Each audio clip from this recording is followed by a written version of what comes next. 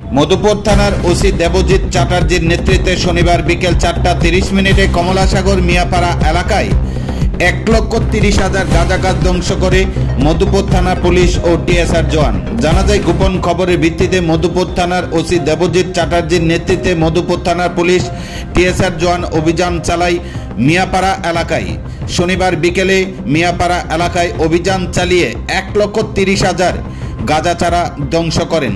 আগামী দিনেও মধুপুর থানা পুলিশের এই নেশা বিরোধী অভিযান জারি থাকবে বলে শনিবার সন্ধ্যা 7টায় মধুপুর থানায় বিস্তারিত জানান মধুপুর থানার ওসি দেবজিৎ চ্যাটার্জি।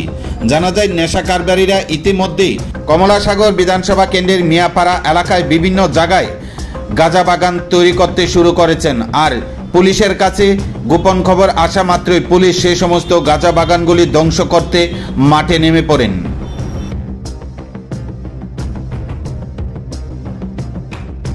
মধুপুর থানার উদ্যোগে গোপন সূত্রের ভিত্তিতে কমলাসাগর মিয়াপাড়া এরিয়াতে টিলাখাস ল্যান্ডের উপরে একটা অভিযান হয়েছে গাঁজা বিরোধী চারা যেখানে রোপণ করা হয়েছিল তার এগেনস্টে।